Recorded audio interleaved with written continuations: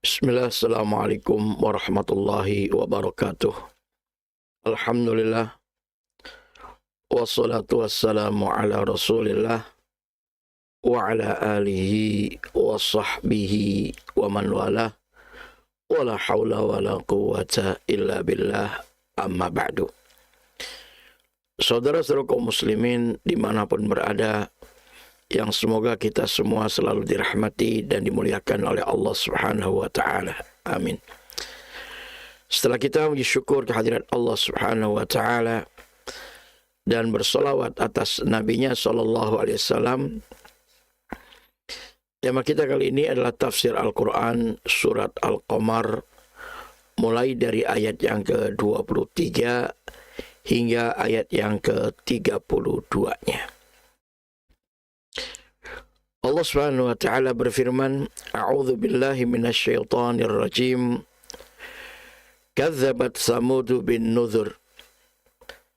Kadzabat telah mendustakan Samud, yaitu kaum Samud, umatnya Nabi Saleh alaihissalam, bin Nuzur terhadap peringatan-peringatan ataupun ancaman-ancaman dari Allah Subhanahu wa Ta'ala,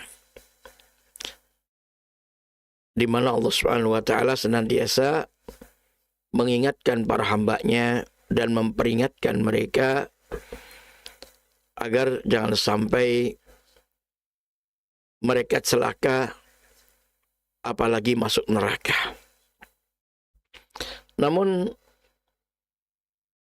kaum Samud, umatnya Nabi Saleh alaihissalam, tidak peduli dengan itu semua dan bahkan tidak percaya dan tidak meyakininya. Faqalu, maka mereka pun berkata, basyaron, apakah seorang manusia, minna, dari kami, wahidan, seorang diri, kemudian nattabi'uhu, kita orang mengikutinya.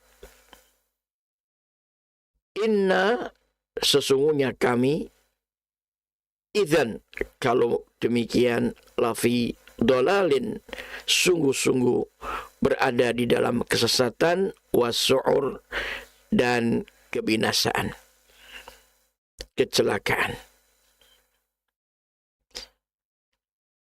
Begitulah komentar kaum Samud, umatnya Nabi Saleh alaihissalam, memandang bahwa kalau saja mereka itu mengikuti seorang manusia biasa, apalagi kurang dipandang di mata mereka, maka mereka menganggap bahwa itu adalah suatu kerugian, suatu kesesatan, suatu yakni kecelakaan atau kebinasaan, sesuatu yang tidak patut untuk mereka lakukan. Ditambah lagi mereka mengatakan, aulqiya dzikru alaihi, aulqiya, apakah dilontarkan az-zikru, peringatan dari Allah Subhanahu wa Ta'ala berupa wahyu, alaihi, atasnya, atas dia Saleh tersebut alaihissalam, mimbainina, di antara kami semua. Artinya mereka menganggap bahwa wahyu dari Allah, peringatan dari Allah itu tidak layak, tidak patut diberikan kepada Nabi Saleh alaihissalam, yang mana lebih patut menurut mereka tentu diberikan kepada orang yang dipandang oleh mereka terhormat, mulia, memiliki kekuasaan, ataupun memiliki kedudukan yang tinggi di antara mereka.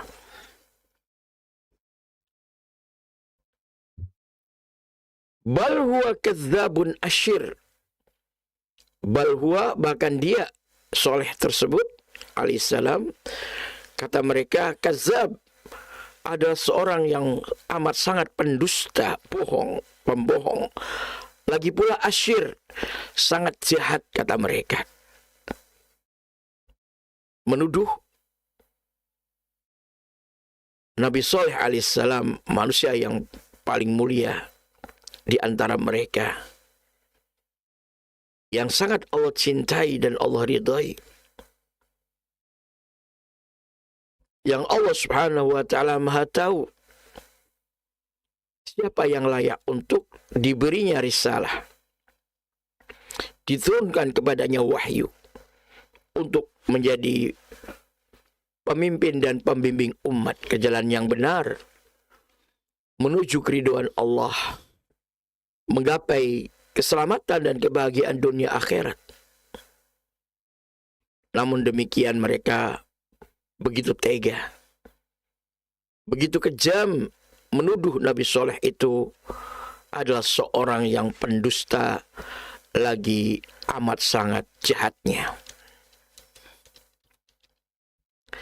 Maka Allah Subhanahu wa taala membantah, saya'lamun, kelak mereka akan mengetahui, kata Allah. Ghadan, besok hari atau hari esok. Manil kazzabu al-ashir. Manil kazzab, siapakah gerangan orang yang pendusta al-ashir, lagi pula amat sangat jahat. Hakikat akan tersingkap. Maka pastinya mereka lah justru yang menuduh Nabi Saleh itu dengan tuduhan yang sangat keji. Itulah mereka hakikatnya orang-orang yang amat sangat pendusta, lagi pula amat sangat jahatnya. Bukan Nabi Saleh alaihissalam. Kemudian Allah Subhanahu wa taala menyatakan, inna mursilu, sesungguhnya kami Allah mengutus atau mengirim anaqati, yaitu seekor unta betina, yang dulu mereka meminta sendiri kepada Nabi Saleh alaihissalam untuk membuktikan kebenaran kerasulan beliau. Kata mereka, coba engkau buktikan agar engkau bisa mengeluarkan seekor unta betina yang lagi bunting keluar dari gunung batu yang sangat keras ini. Mereka menunjuk ke gunung batu itu agar dari situlah mereka meminta agar Nabi Saleh bisa mengeluarkan seekor unta betina yang lagi bunting, lagi hamil. Maka Allah Subhanahu wa taala membuktikannya sebagai ujian dan cobaan bagi mereka. Inna mursilun naqah, sesungguhnya kami Allah mengirim seekor unta betina yang mereka maksudkan, yang mereka maukan, keluar dari gunung batu dalam kondisi lagi bunting. Fitnatan, sebagai ujian, cobaan, lahum, bagi mereka. Fartaqibhum, maka hendaklah engkau, wahai Saleh alaihissalam, mencermati, mengawasi, memperhatikan, menanti mereka, apa yang akan mereka perbuat dan apa yang akan menimpa mereka dari perbuatan tersebut. Wastabir, dan hendaklah engkau bersabar dalam mengemban risalah, dalam menyampaikan dakwah di tengah-tengah umat yang begitu durhaka dan amat sangat kafir dan menentangnya. Bersabarlah, kata Allah Subhanahu wa taala. Dan memang demikian, Allah senantiasa mengingatkan para hambanya yang soleh, para hambanya yang mulia, yang beriman dan bertakwa. Karena mereka menghadapi berbagai macam ujian dan tantangan yang berat dan bahkan menyakitkan, baik secara lahir maupun secara batin. Oleh karena itu, jalan satu-satunya yang harus mereka lakukan adalah bersabar. Bersabarlah. Wa nabbi'hum, dan beritahu mereka, kabari mereka, annal ma'a, sesungguhnya air untuk minum ternak-ternak mereka dan juga untuk unta betina yang Allah kirim ini, itu di suatu tempat seperti sumur air itu berada. Kismatun, ada di sana pembagian, di jadwal sehari giliran untuk unta betina Nabi Soleh alaihissalam dan ternak-ternak mereka tidak boleh mendekati air tersebut. Kemudian besoknya, hari berikutnya adalah jadwalnya, gilirannya untuk ternak-ternak mereka, dan unta betinanya Nabi Soleh tidak boleh datang di tempat air itu. Qismatun bainahum, ada pembagian penjadwalan air untuk minum ternak-ternak mereka di antara mereka. Kullu syirbin muhtadar. Kullu syirbin, setiap kali ada jadwal giliran untuk minum air, maka muhtadar, tentu yang kena jadwal giliran minum air itu harus hadir tepat pada waktu yang dijadwalkan. Saudara sekalian, ini adalah kesepakatan MOU, perjanjian yang harus ditaati bagi masing-masing pihak dan tidak boleh dilanggar. Namun sayang, fanadau, lalu mereka menyeru, memerintahkan sahibahum, kepada salah seorang sahabat mereka, konon bernama Qadar bin Salif. Untuk apa? Untuk bertindak membunuh unta betina yang menurut mereka, dianggap oleh mereka itu sangat merisaukan, sangat merugikan keberadaannya. Maka mereka memanggil sahabat mereka, salah seorang dari mereka yang bernama konon Qadar bin Salif.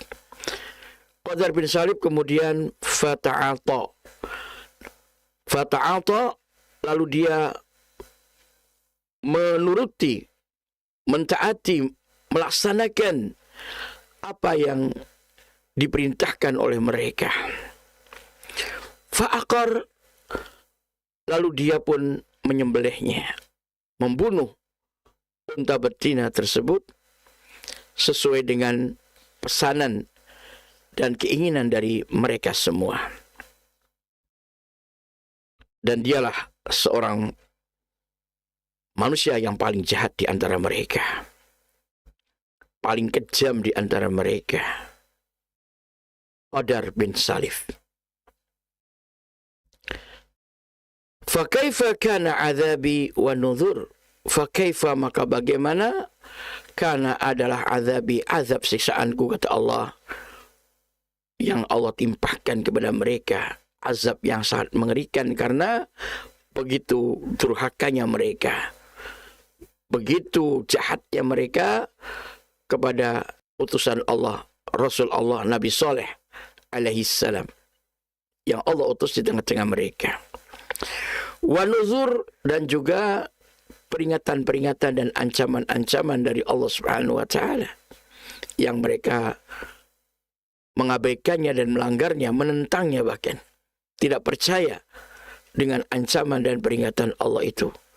Ternyata terbukti yang begitu sangat mengerikan menimpa mereka. Tidak lain, inna arsalna, sesungguhnya kami Allah mengirim, alaihim, atas mereka, sayhatan wahidah, satu teriakan yang sangat mengerikan, yang sangat keras, ya, yang menghancurkan dan memusnahkan mereka semua. Sebagian ahli tafsir mengatakan yang dimaksud Allah mengirim, yakni mengutus malaikat Jibril untuk kemudian membinasakan mereka semua dengan satu teriakan, satu suara yang sangat menggelegar. Fakanu, maka adalah mereka menjadi kahasyimin, seperti Hashim. Hashim adalah batang-batang kayu yang tadinya basah, kemudian mengering, mengeras. Mereka seperti itu kondisinya.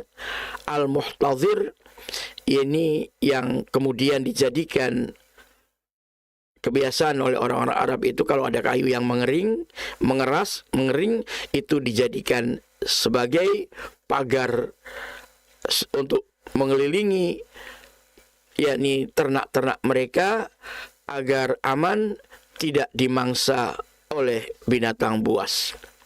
Disebut dengan al-muhtadhir, semacam pagar yang terbikin dari kayu, dari batang-batang pohon yang kering, yang mengeras.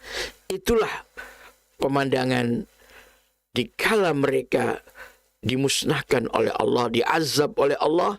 Mereka tubuh-tubuhnya mengeras, mengering seketika, yakni seperti batang-batang kayu yang tadinya basah kemudian mengering menjadi kaku. Yang kemudian kebiasaan tradisi orang Arab itu, mereka menjadikan kayu-kayu yang telah kering tersebut untuk kemudian dipasang sebagai pagar untuk pengaman ternak-ternak mereka. Kemudian Allah Subhanahu wa taala mengulang kembali mengingatkan kita para hamba, walaqad yassarnal Qur'an, dan sungguh-sungguh kami Allah telah menjadikan mudah Al-Quran itu, lidzikri, untuk diambil pelajaran dan dipelajari, baik membacanya Allah jadikan mudah, gampang untuk dibaca, dan juga gampang dan mudah untuk difahami, dikaji, ditadaburi isi kandungannya. Bahkan Allah pula menjadikan Al-Quran itu mudah untuk diamalkan. Tidak ada yang susah, tidak ada yang berat. Apa yang Allah syariatkan di dalam Al-Quran.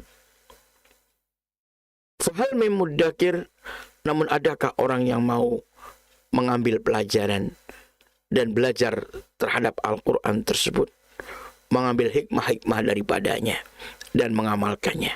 Adakah orang yang seperti itu, kata Allah? Tentu ini merupakan peringatan dari Allah dan teguran bagi kita semua, bahwasanya setiap kita pasti ingin selamat dan bahagia dunia akhirat. Allah kasih tahu, ikutilah Al-Quran, taatilah Al-Quran, pelajarilah Al-Quran dan amalkan Al-Quran. Cukup untuk kalian bisa selamat dan bahagia dunia akhiratnya. Namun betapa sedikitnya orang-orang yang betul-betul mempelajari Al-Quran, belajar Al-Quran, dan mengamalkannya dalam kehidupan sehari-hari. Sayang sekali. Bahkan banyak di antara kaum muslimin yang mengaku dirinya Islam, akan tetapi tidak peduli terhadap Al-Quran. Na'udzubillah min dzalik. Semoga kita semua menjadi hamba Allah yang terus bergelut dengan Al-Quran, terus mencintai dan berpegang teguh kepada Al-Quran, dan menerapkannya dan mengamalkannya dalam kehidupan sehari-hari, agar kita menggapai apa yang Allah janjikan berupa rahmat dan keridhoannya di dunia dan di akhiratnya. Amin ya rabbal alamin. Demikian wallahu taala alam, wa sallallahu Muhammadin wa ala alihi wa sahbihi ajma'in.